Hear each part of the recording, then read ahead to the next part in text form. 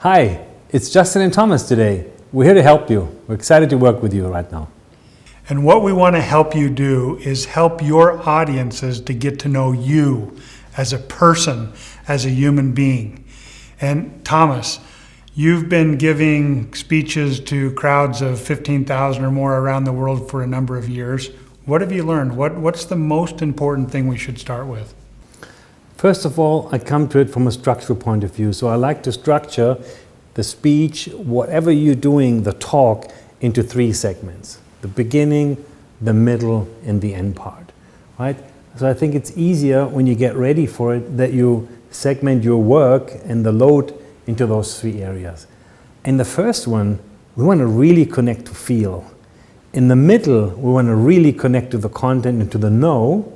And in the last one, the ending of the speech and of the talk, we want to really connect to do. What should you do as a result of it? And the timing of those three sections, beginning, middle, and end.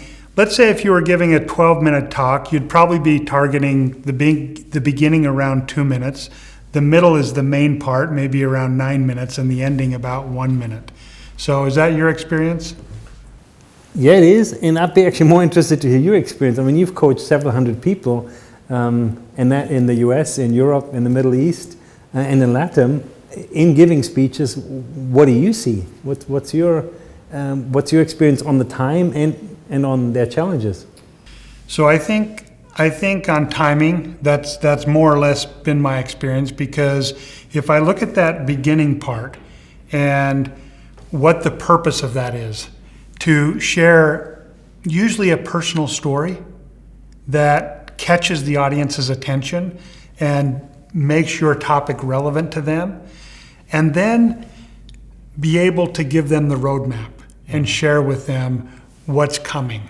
And the value of that, in my experience, Thomas, is that if you're able to say in the next few minutes, I'm going to share with you 2 ideas or 3 insights or whatever that is, then it allows the audience from the very beginning, once you've got their attention, to break down what's coming in the next 10 to 12 minutes into buckets.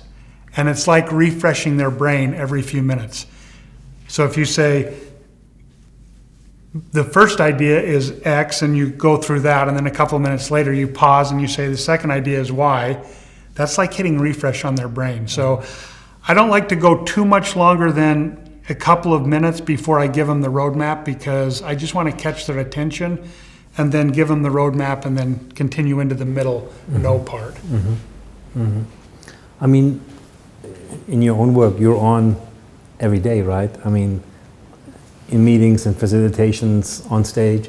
So next to the structure, I think one of the answers that we want to give in the next few steps of coaching is how do you stay on, how do you stay present, and how do you have this freshness to really be in the moment rather than be taken away by what's in your brain or by what you're feeling, what people are maybe thinking and all that. Like, how do you really get into the zone? What are some, 1 or 2 or 3 triggers that you could be using so that you are in the zone? To me, the strongest ones are good structure. So when it comes to the beginning, the middle, and the end, I actually practice the beginning and the middle and the end separately. So when we coach participants, right, I actually like to listen to just the ending, and then we pause. And in the next call, I just want to hear the beginning, and in the next call, I'm just going to want to see the middle. And it's really amazing if they practice the 3 things individually.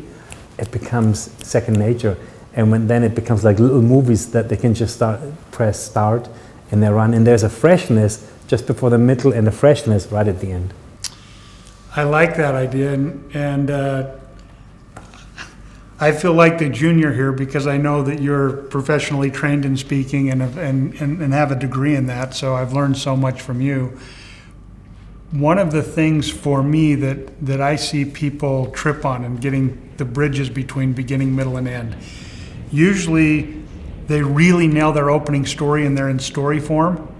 And then somehow when they transition to the middle, to what we want people to know, they go into teacher or presenter mode. And they start teaching and they totally lose their audience. And for me, one of the key elements has been when we make that transition into the no, the main part of the speech is that we help people stay in story form.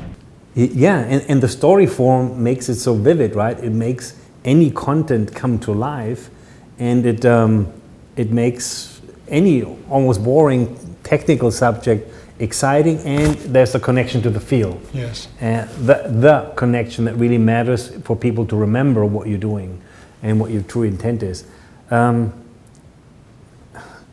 You could say it's simple, right? It's actually not that complicated, but it's not that easy to actually perform and to put together and to put into practice.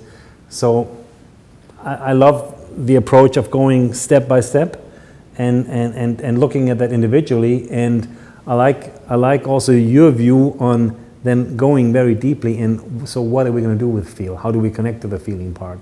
I think that's one of the first things we'll be looking at now. Yeah. So maybe before we go to the exercises, just a couple of more words on the framework. So it's clear that you see the beginning, middle, and the end. What do we want our audience to feel? What do we want them to know? What do we want them to do? And just to highlight in that middle column of what we want them to know, when we say stay in story form, you'll see that it repeats the first idea or the first concept I want to share with you, and then it's a story followed by what's the insight, what's the impact.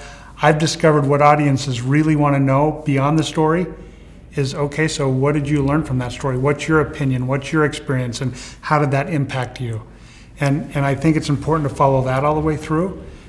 All that middle section, and as you say, bring the feeling all the way through, the red line all the way through, the key message all the way through. And then in the ending, it's about call to action or inviting people. What is it you want them to do, and why is their contribution important? So that's the overarching framework. And about the next hour, what we'd like to do is walk you through a few exercises that help you piece by piece put together your ideas and your thoughts through a number of different questions that you'll answer, with the end product being a first draft in that framework, beginning, middle, and end that you talked about, Thomas, and be prepared for a live call with your coach. And I for myself, the way that I handle that, for me, when I'm under the pressure that you're under to get a speech going and to get cranking out, I internalize it as 3 distinct dialogues. So I need to master the dialogue of the beginning, one task. Then I need to master the dialogue of the middle. 3rd task, I need to now master the dialogue of the end. When I separate that into my 3 distinct tasks and I manage them well, it seems like an easier task, and I can then tap into the different videos, so to speak, easier. Great. Well, I'm looking forward to going through the exercises with all of you. And Thomas, I'm looking forward to learning from you and your background and the education you have around speaking at what the subtleties are of those exercises. Excited to do that. Great.